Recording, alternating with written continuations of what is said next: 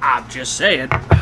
There's a lot of these real sex dolls that people are like obsessed with, like the My Weird Addiction shit. Like I was watching, like with Facebook scrolling through, like I seen this video of this probably 35 to 40-year-old dude that still lived at home with his parents, but he had a sex doll. That was his girlfriend, and he fed it and clothed it, and it was absolutely terrifying.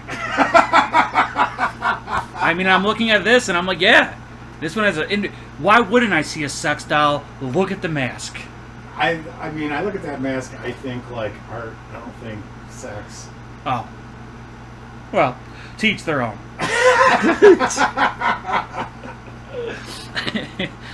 Start the show? Yeah, let's do it. Hey, it's Chris. Doors of 7, kitchen at 9. I say it's Chris because I'm here by myself, and sitting on the emotional vulnerability couch is new James, the better dressed James, the better looking James, and the better guitar playing James. We have today the emotional vulnerability couch and the rock star. We're here, Doors of 7, kitchen at 9. James thought with his only episode that he had when I was down with my trying to get my COVID results back, James had a lot to say. Now I have a lot to say. We have our new buddy that's bigger, better, and bolder. He is big, man. He's coming up really big on the screen. Yeah, that's like, why. You are definitely the bottom, and he is definitely the top in this sex doll scenario. Am I the sex doll? I don't know now. I mean, maybe. You play it whatever way you want to. I think that's what those things are all about. So, yeah, so today James couldn't make it, so we decided to still do an episode and just shoot the shit, talk about some shit, and... the emotional vulnerability couch strikes again. Right here. So, yeah, so now that Bob left the room and I'm left here to talk by myself, I will just say, just got out of work, trying this new thing that I'm trying not to smoke cigarettes, so doing what all the cool kids do and smoking these emotional vulnerability hides to try to help out, and it's actually going all right. What is it, just like a nicotine vape? Yeah, so these things now are throwaways. Like, you don't have to charge them, you don't refill them. This size, you get 1,700 puffs out of. Dude, is this a paid promotion right now? You know what? No, but I'll tell you why it should be, and why I would love to get them as a sponsor. My brother, who has been smoking since like 14 years old, like a pack a day here for the most part, completely stopped, haven't since smoked an actual cigarette in like 7 months. My buddy, who's actually my weed dude, he's been smoking up. Here's the thing. So he doesn't smoke Senecas or like reservation cigarettes. He smokes Marbs. He spends $145 to $160 a week on cigarettes. He started smoking these. He has 2. $175 Think about it. They're $12 a piece. He smokes a pack to a pack and a half a day. Yeah, it's insane. Like, the money thing is the problem. Dude, that's a lot of fucking... Well, okay, so is he going to the res or no? No. That's the thing. He's buying them at the store for $12 a pack. Because he doesn't like the taste. And honestly, I think the reservation cigarettes have worse shit in it than the real ones do, to be honest with you. Well, it's definitely harsher. It is harsher. I don't know. I got into cigarettes in a weird way. I started smoking cigarettes at 20. What does that mean? I started smoking cigarettes at 20 years old. And now the only way you can get off is by boofing them? Yeah, stick it on my ass. I thought that's what you meant by weird We get way. some more subscribers and shit. You never know. Like, join our Patreon. Yeah, join our Patreon. Tramp stamps and boofing cigarettes. It's awful. There probably is a few sites like that already, I'm sure. Me and James can have a wrap-off, and the loser has to boof the cigarette. That's James, some Jackass shit. Yeah. That really is. Maybe that should be our Dude, thing. did you see the footage from the new Jackass movie where the dude gets bit by a shark? No. I've been hearing a lot about this Jackass movie. I didn't even hear that. Is that new? Yeah, I just watched it on YouTube a couple days ago. Because I think they're supposed to have some, like... the new guy, the guy that replaces the fucking methed out guy. Oh, Bam Margera? Yeah, the methed out guy. Ah, dude, he hit it bad. He's like... Yeah, really he's in, bad. Like, not the fun drugs. He's he's like an extreme Adderall addict. Yeah. And, I mean, who knows what else, but that dude... He doesn't even. They don't live that far away. I mean, I'm sure he's still in Westchester, which Yeah. is where all that shit came out of. Yeah, he's having a really difficult time with drugs and. Well, yeah, and like driving psychosis or just massive depression from writing down. I mean, he talked about it because I watched all the celebrity rehab shows. Oh yeah, And yeah. like celebrity, like all that shit. Yeah. And he was on the one, and he talked about it. He was like, my best friend, like, just died one night. Yeah, if That's I'm not fucked up. mistaken, someone correct me if I'm wrong. They may have been together that night beforehand. I think they were partying Yeah. at the same place. So that was a crazy thing. What's even more crazy is seeing Steve-O, which honestly, because he filmed everything, I don't know how much you've watched of Steve-O's party shit. Oh yeah, But- yeah, I watched that documentary. That, as far as what we can see, I'm sure people have partied just as hard or harder. All these bands and shit that I worship all went through this shit. But I feel with Steve-O and being able to see it, it is so ridiculous to think that dude is still alive and even half the brain and personality he has now from that shit. All that huffing of the like Yeah, everything, dude. I mean, as long as you don't cause permanent brain damage from like. But watching that shit, I thought every time, like, this dude already has permanent brain damage. Like, but yeah, it's wild. And he still goes out there and does fucked up shit, Yeah. like on stage and stuff. He just does it all sober. Dude, I found out today that every tattoo that Angela Jolie gets, he Yeah. gets. So That's he hilarious. has every single tattoo that she has, even if she gets new ones, he'll go and get it. Really? So he I've has never Billy heard that. Bob tattooed on him and shit. That is great. Well, he's got some tattoos covered up. Like, did you know that? Like, yeah, like the baby getting fucked or whatever. absolutely, Yeah. that's the big one. Yeah, that's the one. And then he said after that he started getting I think he got a couple more covered up. I think the funniest tattoo in the world, besides what's going to be James's tramp stamp, is the tattoo of himself on his back with the Yeah. thumbs up. I mean, that's fucking It's great. pretty fucking iconic. Yeah. Yeah. Yeah, it is iconic. Who would have thought? I know, right?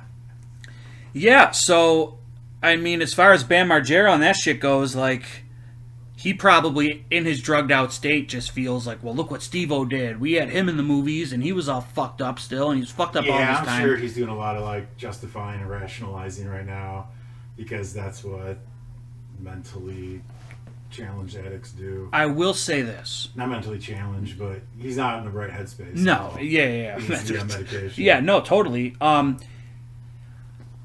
I can sort of see, like, what he's probably feeling and going through. And I'm not saying that I agree with it. I'm saying that I understand. Yeah. No, Like, I've been there. 100%, yeah. Like, not to that... When you got money and shit, the extremes are a whole different fucking level. What's rough is like watching him talk and struggle to talk. Oh, yeah. Even when he was sober, and watching what a challenge it is. Yeah. Because I've been there.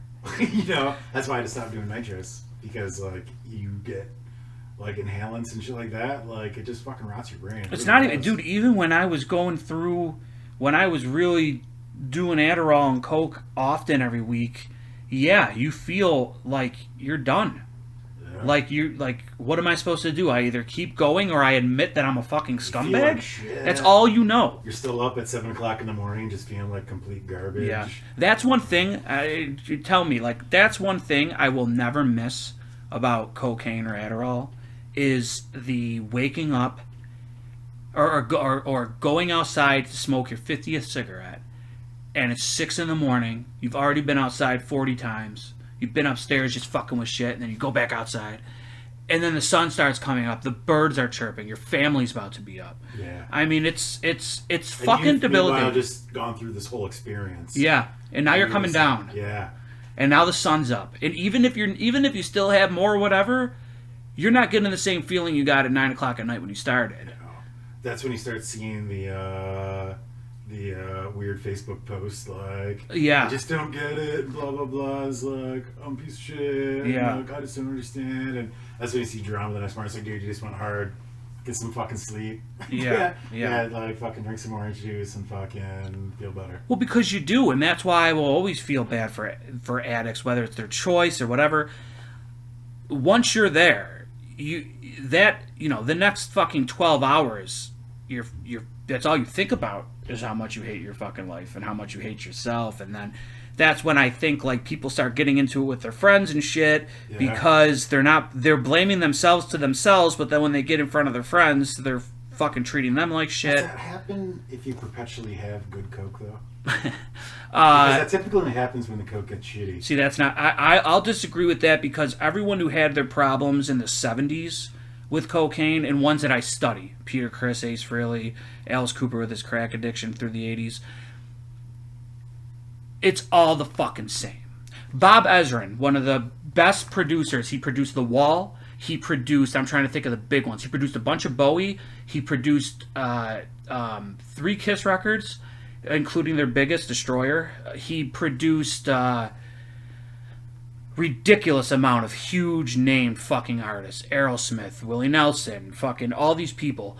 And there was just a Kiss doc on A&E, and I've heard him talk about this shit a million times, but he was heavily into coke. And in 1976, he was only addicted to coke for 5 years, so he was a functioning cocaine addict. And again, you're right, this is real cocaine we're talking about, probably straight from the source. This is in the 70s. Cutting agents and all that shit wasn't, I'm assuming. From what I know, I'm sure it was, but it wasn't with the lackluster and not caring. Just like it is today, if you have the money, you can get it. Right.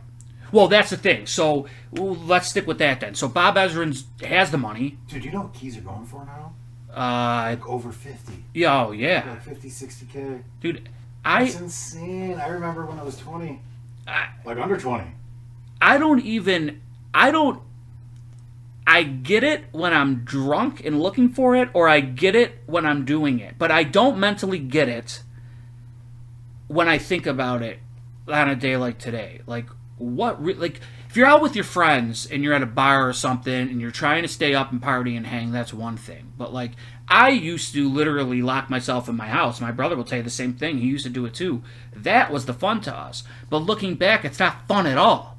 Like, it's just not fun. Like, you get this, like, it's the euphoria that you seek. It does. Like, well, it is while you're doing it.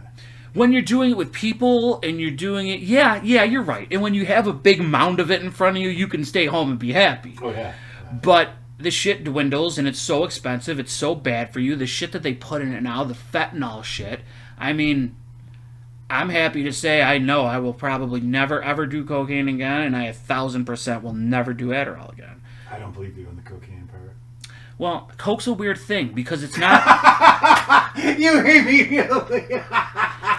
You went from, I am never... You're like, well, it is a weird thing. All right. So everyone knows my thing about this, though. Like, fuck working a program, fuck turning religious, and this is all me talking. Fuck cutting everything out and leaving your friends, leaving your band, leaving your podcast, leaving all this shit. You say, okay, the only way I'm going to be able to mentally do this, especially with hanging around in groups that can handle and enjoy partying from time to time. They're not like me. So I look at certain things I can, but I look at it as it's time to just say, fuck it. Like, but at the same time, if I'm at a show and I'm drunk and my buddies are doing blow and offer me a line, I feel it's better for me. Hear me out. I feel it's better for me to say, fuck it, yeah, because then I don't... Fuck it, yeah. I'll tell you why. Fuck it, yeah. Because in 2000... I will never do it again unless it's in front of me. And then it's no. Yeah. I passed it up multiple times. In 2010, I was probably at my worst with it. And this is well before my pill addiction. And I felt that I was invincible. I can just fucking do it whenever I wanted. And it just became shittier and shittier quality. It became shittier and shittier times, longer and longer nights, more and more money. And then when I stopped, I would go to a bar and everyone would be doing it, and I'd be so proud of myself going home like I didn't do it. Yep. But on that way home, something fucking pressed a button in my brain, and this has happened a few times back then. And I've went home and bought it at 1 a.m. and did it to myself, not with my friends at the bar. I was miserable at the bar. Yeah. It's like, so I just say a little bit of anything that I know that I don't get fucking crazy on. The last 3 times I did Adderall, I was a mess to me and to everybody around me. Not in a crazy way, but like in Letchworth it was, which I told on this podcast. But I think there's a way to control shit. I honestly believe if all drugs were legal, it would take, because I see it with weed smokers. I see it with my girlfriend. I see now smoking more, which is a good thing for specific people. Not caring about smoking on their porch, not caring about smoking in front of a fucking podcast, not caring about, it's like, because it's legal. I feel the same would happen to addicts maybe, and it wouldn't feel so forbidden. I honestly feel a big part of the raging drug addicts come from that forbidden fruit. Well, yeah, because they don't want to ask for help, because as soon as they do, and they don't follow through because nobody fucking kicks it the first time they try to kick it, right? Then they're like discarded and like, you know, they got a mark on them, yeah, you know, that they can't shake, and it's fucking true. But on a slightly different topic, one of my favorite fucking videos that I ever saw on Live Leak was this guy who stole coke from a dealer, and so the dealer fucking caught him and made him do the whole fucking like 8-ball. Like, it was so much cocaine. Wow. It was it was long, a line as long as that table, like fucking thick too. Like one solid fucking line. He's like, you're gonna fucking do it. He's like, you want to steal from me? Then fucking steal from me. Now you do the whole fucking thing. And the dude's like screaming. He's doing like a line and then like jumping up and jumping around and screaming and like crying. And he's like, fuck you. He's like, do it. And the guy kept on going back. This is on Live Leak? Yeah, but Live Leak is no more. I was going to say, let's try to find this video somewhere and post it here. Yeah. Right. Fuck, really? Yeah, I mean, you know what? Yeah. But that kind of shit is exactly what should be happening on But this that was in world. Colombia, so that shit was pure too, I'm sure. Yeah, Which maybe that's why they didn't OD, because it didn't have that other shit in it. I don't know. Because I was just like, I don't care how much coke you're on. That was a ton. And you know what sucks? Like, I'm enamored by drug culture. I always have been, even before I did drugs. I think drug culture is... I mean, you know me, I love the underground. I love underground fucking music. I love underground parties. I love fucking underground shows, like when we play house gigs and shit. I love that. I always have been enamored with drug culture because everybody is affected by it differently. And that's why I talk about it all the time on here. And I know it sounds like it's sometimes might be a fucking pity party, but I think if more people talked about their addictions openly, it really can fucking fill a hole that might be able to stop their problems. Well, it's funny because there's like a stigma to it. And for me, like, if you tell me you go to church every Sunday, like, I kind of look at you a little bit differently. You know? Really? It's like, yeah, because, like, why? So if that's interesting. Yeah. See, I don't, like, because of my Catholic school background. So I guess I don't judge because I felt judged in that. Judge. No. I'm not saying... Yeah. Well... I kind of assume. I get what you're saying. It's almost like, assumptions. you're a part of that cult. Like, it's almost like of that. Culture. Of that culture. Like the drug culture. So... The church culture. That's a fucking real thing. Yeah, you're right. And I had a... culture, but cult for U-R-E. I like it. I just put it right here. I feel like there's a joke in there somewhere. I feel it's the same. I feel the stigma is what sucks, though. The stigma that people get from that, because alcoholics don't get that same goddamn stigma. Yeah, they do. Not like that. You telling me that an alcoholic gets looked down on more than a crackhead? Or a heroin addict? By the same... So the same people that would look down on an alcoholic would look down on all those other people. It's not... I understand it's much more socially acceptable. I guess, okay, well, let's even... Because even within, like, drug users, like, you know, like... dope heads will fucking, like, junkies will be like, oh yeah, I don't smoke crack or meth, you know, at least I don't do that. Yeah. But meanwhile they'll be fucking doing speedballs like all day long. But let's talk about the stigma of hard drugs real quick, because my mother is finally taking pain medication. She's taking Lortabs. Yeah. Well, not Lortabs. She's taking oxycodone, which from my research and from my past shit, it's pretty much why can't I think of the fucking word? Those white fucking pills. Dilaudid? No. No. But oxys are oxys, man. it's no. Oxycodone is like a Percocet. Like, if you look up the name of a Percocet, if you Yeah. had a Percocet and you looked up the numbers, it would say oxycodone. That's the active Okay. ingredient. They gave her 5 milligrams, and me and my brother finally said, she's like, it's not touching the pain. It's like, yeah. A lot of people in your position are on 40 milligram Oxycons. You need to try 2. And Tim told her, like, and Tim's like, no, trust me, just do this. And she did, and she called and said, I've never felt so great. I was like, yeah, you're dying of cancer. Like, take something. Yeah, right. Like, Why suffer? Yeah, why suffer? And I think it's good. I think, but the stigma has stopped her. Like we've talked about. I mean, there's mentally challenged issues not mentally challenged, but mental issues go. mental, sort of. I don't, because you said it. That's why. Mental, like, mental problems, anxieties, and childhood trauma, and all this shit.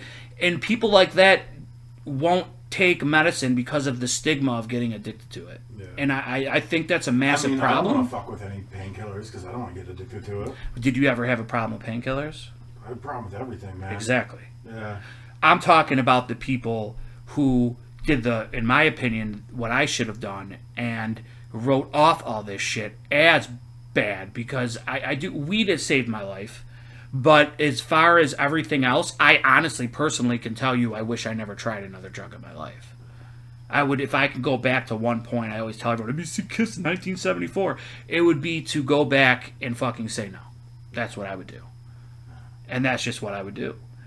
And dude, this turned into like a PSA. Right? No! Hey, I'm doing this alone. I just got out of work in 12 hours. I'm talking. I'm here, baby. I'm here with this dude.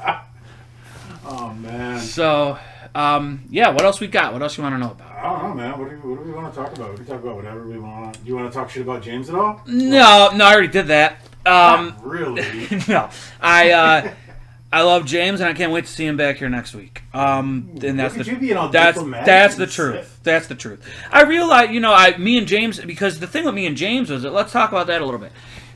The way me and James have known each other on and off through, like, me going to see One Way Terror, booking you guys, back then you guys, and having little chats with him online and shit. I then started reading his blogs, which was Doors at 7 something, wasn't it? It was Doors at 7. Doors at 7, right. I loved that blog. I thought all the stories were great in there. We should post a link to that here. And I feel in the last year of doing this, me and him have become a lot closer. I feel me and him have some kind of the same ways of dealing with shit. I think you guys both enjoy smoking just as much. Like, look at you right now. You have a vape, a bowl, a lighter, and then another bowl on standby. Yeah, because this one was a little clogged. It's my backup now. I haven't smoked like all day. It feels great. I had like 3 hits since I've been here. It's great though when you don't smoke all day and then you can fucking take a few hits. Oh, it's fucking phenomenal. And I haven't eaten edibles in a few days, and it's just nice to sort of have that break and start getting like stoned off a couple bowls. How many bowls does it take for you to get high if you're sober?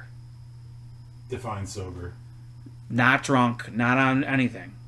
Like if you were gonna smoke, so after. I could take. So I have such a high residual amount of THC in my system at all times. That's how I feel. Yeah. I wake up, I take like 2 hits, and then I just kind of take a hit here and there throughout the day as I need, just to fucking keep focused. Like, get rid of any back pain, keep down inflammation of joints and shit. Yeah. And I'm in pretty good shape, but I mean, I take an edible every night. Yeah. Do you feel it's harder? Because what I'm noticing now is it's hard for me to smoke 3 bowls in a row to get ripped. Like, it's hard for me to want to, for my, maybe not just the feeling of it. Like, I don't. So sometimes I don't get to the point where I want to be. Yeah. You know what I'm saying? So when I start realizing that's happening, I start like consciously holding my hits longer. I notice that. I've done that. Yeah. And then you kind of like focus more on it. But the thing is, like, I'm so fidgety, like I get distracted. So if I'm gonna go smoke a bong, like I'll pack a bong, I'll pick up the guitar, I'll like play a little bit, I'll take a rip, and then I'll like start looking up some tabs or something. Yeah. Take another rip, and then I'm like playing guitar, and I'm like, fuck, like I'm an hour later. Yeah. But I think that's good. Like growing up, like I don't know, for for me, I grew up smoking commercial Schwag. That's all that was around. Yeah, really. my first 2 years was commercial. Yeah, my first like 10 years was fucking commercial. Because of the time, probably the difference. And then like that was back when like you get shit from Mexico, and that was the good shit. You know, like all this shit came up through Mexico. Like, oh, it's gonna be real fucking good. Like, and that would come around every now and then. But yeah, I didn't start smoking nut until like the early 2000s. Wow. Yeah. Yeah. Like 2000 when I moved back. By the time I moved back here, I started like. Well, that's when it became prominent. Now, how much were you spending at that time on an eighth or a whatever? It was like $50 ounces of Schwag. You have Schwag, but what about when the good shit started? Because I remember paying but I was a kid. Yeah. But I remember paying $60 an eighth. That's what I was going for, like SUNY schools and like college and stuff like that for Nug. That's why I never smoked it because I didn't have that kind of money. Yeah. But yeah, I mean, yeah, like we'd pay like $50 an eighth. Yeah. For just to get an eighth, but then you know. In the suburbs it was easy, $60 an eighth for good shit is what it was. But I watched it come up from like, remember dro, which is a word you never hear anymore. But I remember dro being like super leafy and dried on the outside, but it was still way better than commercial. Yeah. There's a lot of dro that came out of the falls. Oh, I'm sure. Yeah. Yeah, that's probably where it fucking started. It's actually where I started getting some of my first really good nug was out of the falls. Was it? It was a kid that his mother worked at the Regal Tip factory, the drumstick factory over there. Right. And so I went over there. I was like, "Oh, you're a drummer, man?" And he's like, "No." He was like, "We're just poor, and my mom works at the Regal Tip, and so we use them to start fire, like in the fireplace." And he's like, "Dude, we got bundles of them." He's like, "Do you want like a stack?" And so he gave me 2 stacks of sticks. It was probably 80, 90 drumsticks. Wow. And like they were like all mismatches and like all like weren't balanced correctly or some reason they couldn't sell them, so they threw them off. Yeah, some kind of manufacturer. Yeah, problem. So none of them were like right, but those were the drumsticks that I used the entire time in Buzzhound and like maybe the first year and a half, 2 years of One Way Terror. How many pairs was it then? Like did you say 96? Yeah, that's so like 45 but that's crazy. Yeah. Probably still playing them. No, I actually just bought new sticks for the first time in years, like wood sticks. Yeah. Just the other day, I got them they're like I think they're maple sticks. Maybe they're maple, or maybe they're hickory. No, they're hickory. Like $6 for a pair of 5Bs. I was like, fuck yeah, let's do it. All right, let's go here. So we're playing. Our band One Way Terror is playing our first show in what 2 years? I want to talk to you about the R band part of One Way Terror. What do you mean? Maybe like we only need 1 guitar player. No, I'm just kidding. Oh, man. Hey, you know what? I'll just sit at home. No, we're playing a show, and how have you felt not playing a show for 2 years? It sucks. Well, actually, it's kind of awesome. That's why I asked. Yeah, because I really didn't always enjoy playing shows. Like by the time COVID hit. Why? Because it was first hard to schedule. Mm-hmm. It took time away from like working on new material, just like getting ready for shows. Yeah. Then just like trying to get everyone's schedules on the same fucking page. It was like a ton of fucking work to like have a good time, but it's like we're not making any money. Where it's like all this work that goes into chilling out like seems counterproductive.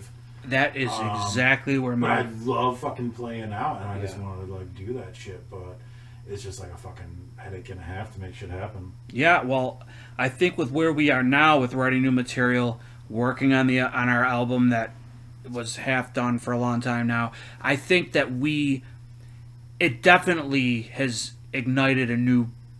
The passion has always been there for me and you, because what you said, I honestly was mirroring at the end there.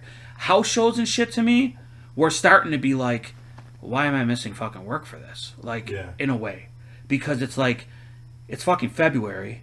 We're loading this shit into a basement to play in front of 10 people. Now, I've always said this. The scene has always fluctuated. So I've always stuck with it in this band, in every band I've been in, because there's always a come up, and that come up is worth every fucking step I fell down, every guitar I broke, every fucking time I've embarrassed myself on stage. It makes it worth it. So I'm so excited to play this Tudor show and get back into this, especially with everything that's going on in my personal life. I cannot wait to fucking go with you guys and fucking do this again. Yeah, it's gonna be a fucking blast. And at first, when we started jamming every week again, I'll admit it, with everything going on, I did have to push myself to fucking be like, every week I'm doing it, no matter when what. we started jamming again, I was like, fuck yeah. Yeah. Like, I was like, in that first practice, I was like, okay, I'm home. Yeah.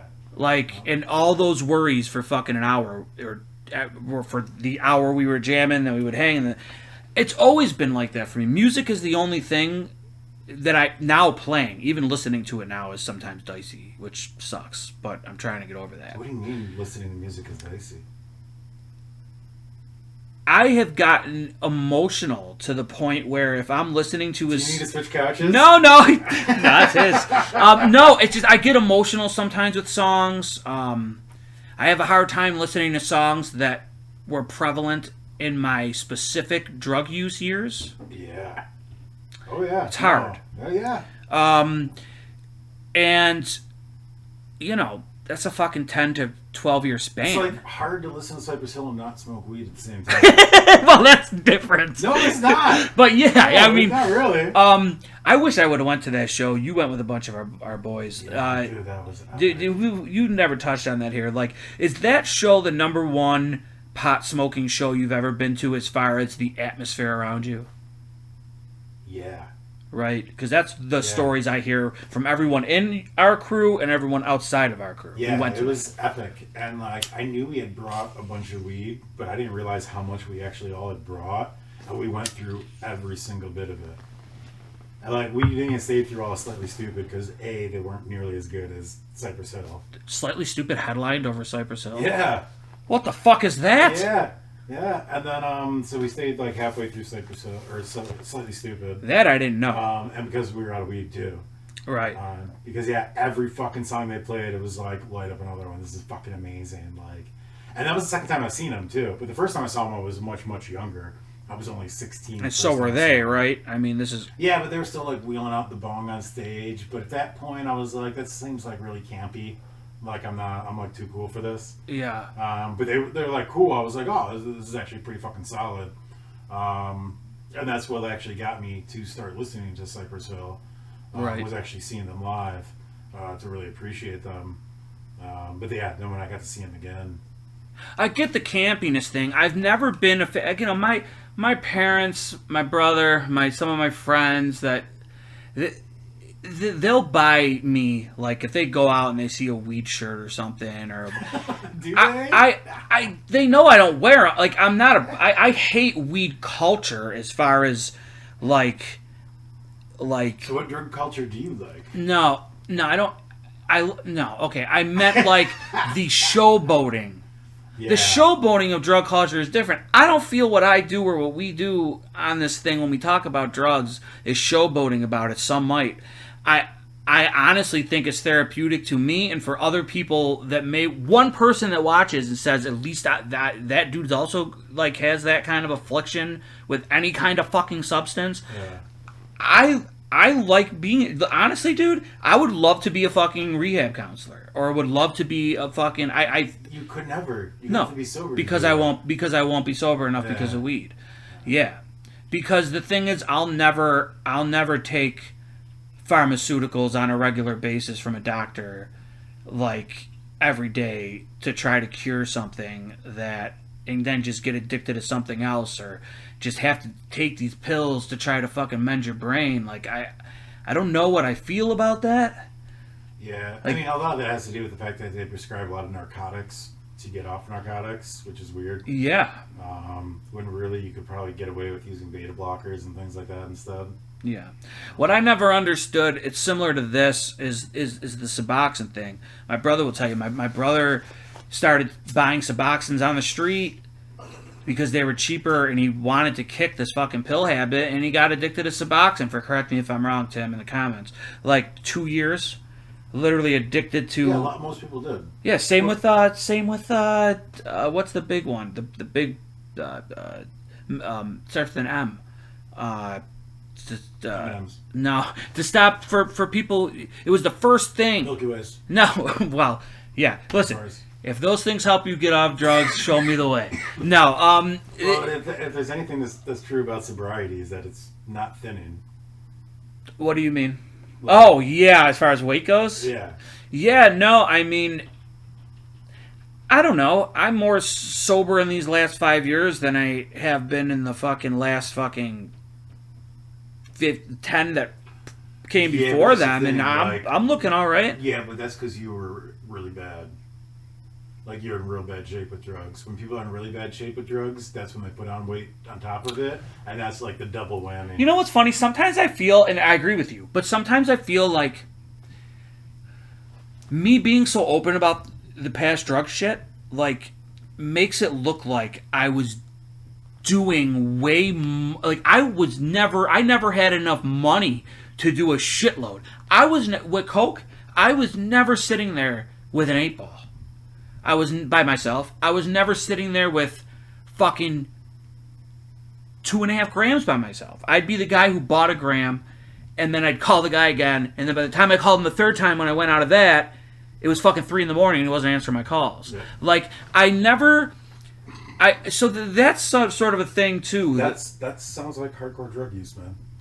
Yeah, but it was, again, I never had the money to do it every... No, of course, no, I agree with you. Even 2 grams in a night's fucking balling. I agree with you, but then it would be over for fucking 2 weeks or a week because I became broke. Yeah. Luckily, I never sold my shit for drugs. I've never sold anybody else's shit for drugs. When we get my brother on, he could tell you about when he sold he stole a bunch of shit from me for drugs. But it happens. Like, and that's what sucks. Dude, I just think whatever I can think that I never got to the point where I was selling everything to go and then became a crack user. So it's crazy when you think about what these people have to go through to do all that shit. It's a job, man. A lot of shame comes from a lot of these people. Gambling. I can go into a casino and win. This has happened. Won $1,000 and didn't go and put 30 more into the machine. Gave I think I was with my mom and dad at the time. Gave my parents $40, put in the machine, and cashed out. Walked away. Didn't go to a casino for 5 fucking years. It's not a problem for me. Mm-hmm. Alcohol is the same way. Maybe when I was younger, I was using it a lot. But that's because you couldn't afford the other shit. Yes, pretty much. Yeah. I guess so. Yeah, alcohol never really. I've drank hundreds of gallons of alcohol in my life, probably.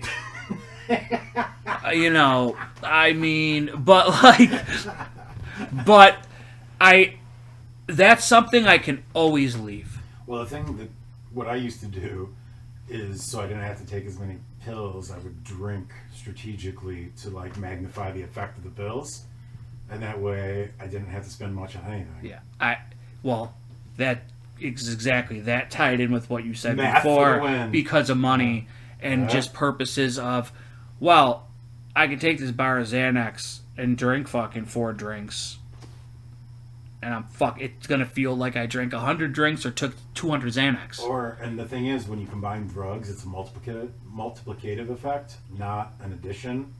You know? Yeah. So like you have 2 beers, 2 Vikes, 2 fucking Xannies, and smoke a bong, and that's like 2 times 2 times 2 times like 1. Like you're getting fucked. I've had my moments with that, but I always was really scared of ODing because I don't know limits all the time. So when I would start mixing shit, like it started fucking sort of grounding me a lot. Ladies and gentlemen, we have an award winner tonight for the most obvious statement ever made by Chris Keebzak. I have trouble with limits sometimes. But that's why I'm on this fucking show, putting out my personal business and talking about it. Because... Wait, why? Because that helps you set limits? No. Sort of. Talking about shit, if I come on this fucking show next week and I smoke 3 cigarettes before we record and you call me out on it, I think in a way it could set limits. If I'm having a really bad day and I fucking come here and James is here with cigarettes and I want to smoke 3 fucking cigarettes And I think, like, well, Bob's going to give me so much shit, and why would I do that now after weeks anyways? Yeah, I absolutely think talking about things, if your friends are up on your shit, they don't have to be, but you guys fucking, everyone knows that I got shit going on in my personal life with people dying and shit. You got shit happening on top of your head right now with your hair. You look like Bart from Spaceballs. It was either that or a greased out escrow hat. Fucking work. We're filming this shit after a 12-hour shift. He ain't even here. But, alright, off that shit. New music. So, a new Maiden song came out, right? And Dave, who's been on the show, Dave is a huge fucking Maiden dude. I'm a huge Maiden dude. This new song came out. Me and Dave were talking about it on the way to work the other day. We were like, because there's been little cryptic things on their Facebook, like, Maiden's putting out a new song. Like, we know Maiden's putting out a new song. And that night, my brother came into work and was like, yeah, Maiden just released a new song. We're like, oh, like, we knew, like, we cracked the code, and they put this song out, and we listened to it at work, because it was just me, Tim, and Dave in the kitchen. And I instantly hated it, and Dave shut it off at the end. Dave was like, oh. But then we listened to it on the way home together, loud, and we listened to it, and without saying a word, we didn't even plan it. He put it on, and we just didn't talk for 6.5 minutes. And I think that's a 6.5 minute one, I think. And, yeah, it's still not growing with me. Isn't it weird how new music will take sometimes 10 years to fucking grow on you? It has happened with every Alice Cooper record for me for the last 15 years. Really? Every single new one, it takes a decent amount of, maybe 10, but it takes a decent amount of time to, because I have such a view on what it's going to be based on the eras that I love, because of when I got into him so young, that it does that. And Dave probably feels the same exact way about Maiden, and so do I. Like, you think so, but Dave got it right away after that second listen. He's like, I really dig it. I love that there's that thing where some people it takes longer than others to sort of connect. That happens with me and bands a lot. It happened with Ween. It'll never happen with Dave Ward and Ween. No, dude, I think he's almost there. Because Meat Bodies. I will say this, Dave. You absolutely have became way more variety. You have way more of a variety of genres in you now, which I've been telling him for the last 10 years. Like, just wait, dude. Like, I think, like, once you get... They all just Garth Brooks and Gigi Allen. The thing is, and I'm going to... Because he gets mad when we... He hates Gigi. Yeah, he doesn't agree. Oh, yeah, we talked about it here, right. Yeah, the Garth things, I understand. Ye fucking ha, motherfucker. Like, I get it. But, again, you know where that comes from. Did you see the fucking picture I put in the last podcast? Okay. Yeah, it's fucking hilarious. He's out of his mind, but he does do shit right. Dude, he's a fucking weird dude. Yeah. Oh, yeah, but that's... Like, not in a good way. Like, I don't leave my kids around him sort of way. But are you saying that because... Like, did you see the Your Mama's House... Or you know that podcast? No. They with Tom Segura and his wife. Oh, you were talking about that, but no, I didn't see it yet. It's so hilarious. But they make fun of him for all his shit and the way he looks and how... And he has dead eyes. Yeah. But it wasn't like that in 96 when me and Dave grew up on it because our mothers were fucking in love. Like, and it was That was the biggest shit on country radio because at work, where I work, they played it like the full 10 hours I was there. And I've been listening to those vinyls and I love it. It's not even real country. I think a lot of it is total nostalgia based on the good times I remember with my mother. So I don't even know if I'm going to be able to listen to it post this shit with her cancer, which is interesting. Yeah, wow. But even listening to it now, like I skip songs. But it's a good thing too. Like I like to be able to put... Now, the slow ballady shit I don't even like in my metal or rock. People know this. Like, I'm not even... But... The country ballad shit I don't really like. But that quick fucking fiddle and fucking upbeat, dude, I can go all fucking day. The quick fiddle will get me going. I think besides early country, which I might even be saying that just for cred points, because everyone says, oh, I don't like country except for Willie Nelson and the early shit. I get that. Like, I like that shit too, to a degree, that early bluegrass country shit. But I think the 90s... with the rock pop country was the best country. The worst. In the... So you're a big Billy Ray fan? Big no, but I'll tell you this: "Achy Breaky Heart" was played in my house more than any other song by my mother for a good 5 years. So I'm not going to let you fall on this sword all by myself. There is not a country band that I listen to where I'm like, yeah, right on. But I will never, if REO Speedwagon comes on the radio, I will not turn that song. I will listen to that song. Unless it's riding the storm out, I'll break the fucking radio. I can't stand REO, and I know anything from the collection, and I'll be like, yeah, all right, I can get down with this till it's over. Do you also feel that way with other AOR bands like Foreigner and Styx? I never really got into Styx, but Foreigner 4 I listened to. I had that 8-track growing up. Yeah. But yeah, it's nostalgia for sure. Yeah, I personally, it is. It's definitely, that's why you're seeing a lot of these bands like Foreigner, and even Styx only has 2 original members, go out with 0 original members. Mm-hmm. Foreigner has 0. And it's still, I'd rather see that sometimes. You got 2 dudes that have been in the band since the 90s or whatever, and then you got the 39, 42-year-old singer that's climbing the fucking lighting rigs, and like, that kind of nostalgia, that's gonna have to be there forever. So why not start it now? It's not. I mean, Mick Jones, the guitar player from Foreigner, has sanctioned this. He gets paid for these shows and pay these guys for shows he's not even at the fucking city that it's playing in. So, what do you think about bands that don't have any original members? It's weird.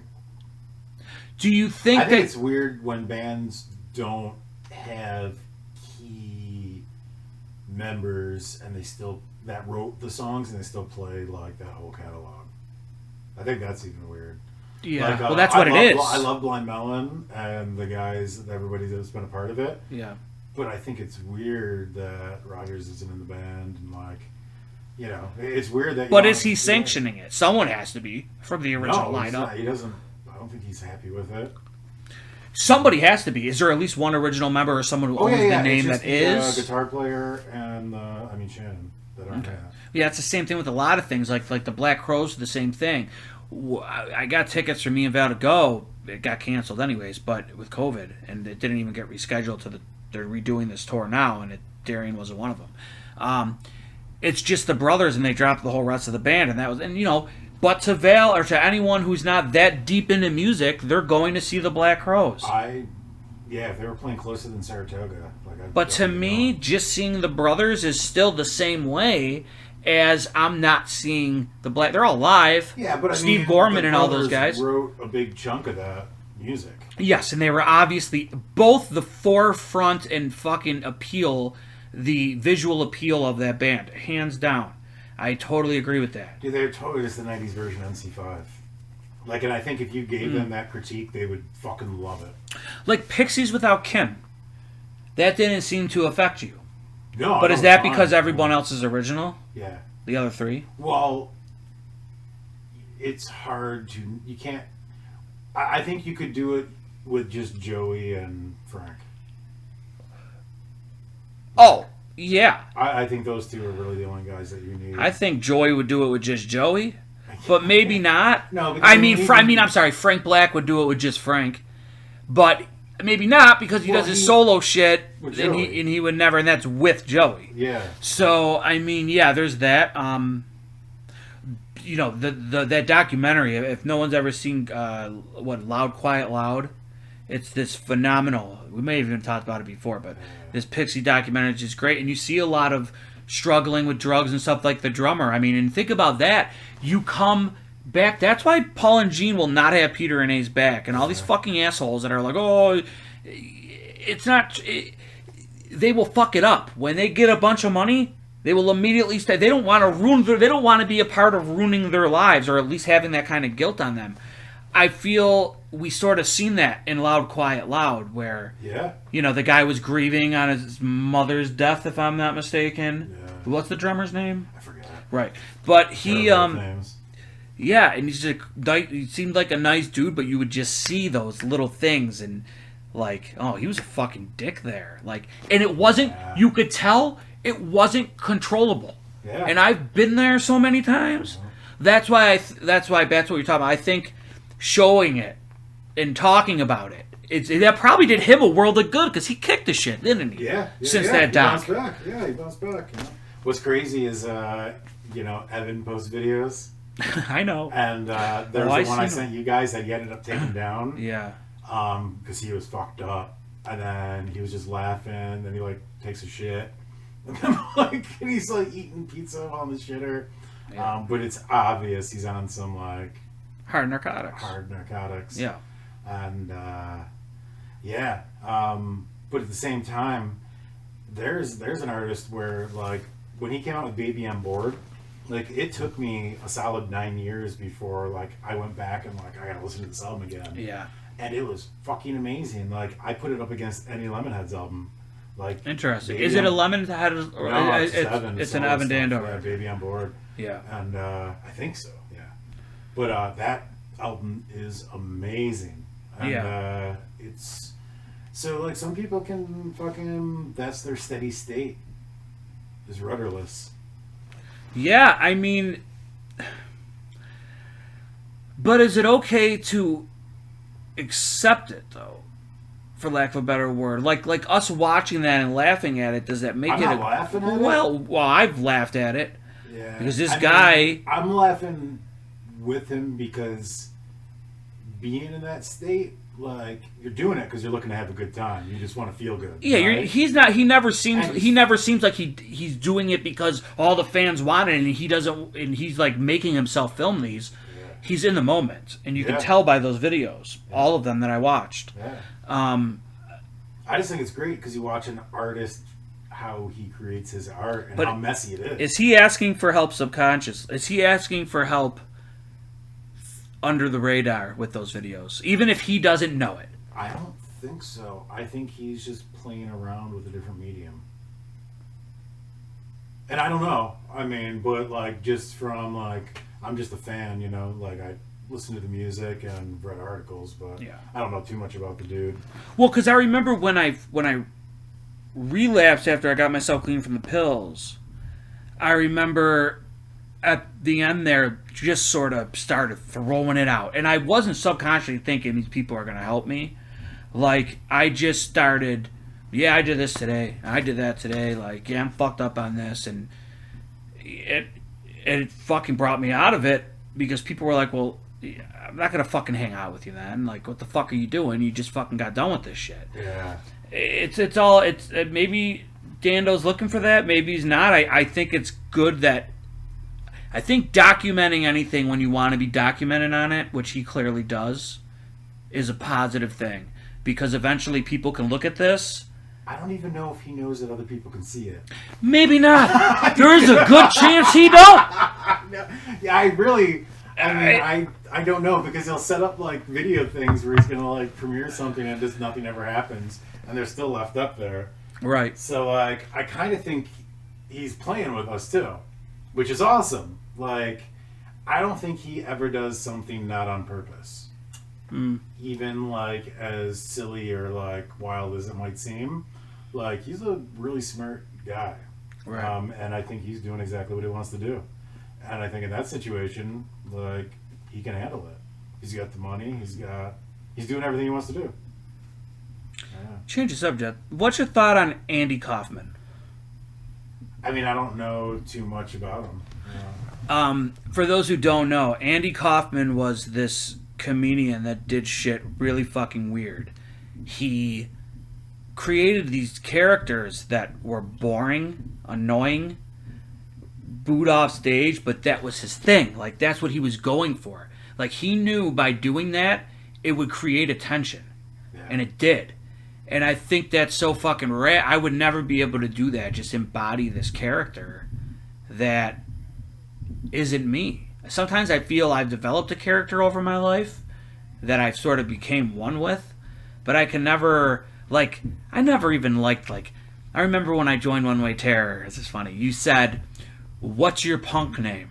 Or what name do you want to be called? Like, I'm like, what, like Chris, like... Oh, yeah. Just like, what... I almost just said like a stage name. A stage, yeah, that's what you said. It was stage name, and I'm like, nah, Chris is cool, man. Yeah. Yeah, I always, but I got a lot of friends that do, like, you know, I love when my friends have names like that. Like, I think the name, shout out to Corey Trash, is the best fucking name in the history of the world. Dude, what's crazy is that I wanted to mention him when you were talking about Coke and like if it's around, you just do it. Because he has the best line. He calls it the like, yeah, why not drug. It's because whenever it's around and it's offered to him, he's always like, yeah, why not? Yeah. See, now, the thing is, there's different kind of people, though. Like, some people can just do it when it's there, which is what, like, just if they're feeling like they want to do it, but they know in their head it'll never go past that. And that's why I sort of do try to say, if I'm going to be hanging with people who are doing it, and instead of sitting there and being miserable and going home and craving it, I'll do a fucking line, maybe. If I'm in that state of mind to do it, and I know I'll be okay doing it. How do you know you're going to be okay doing it?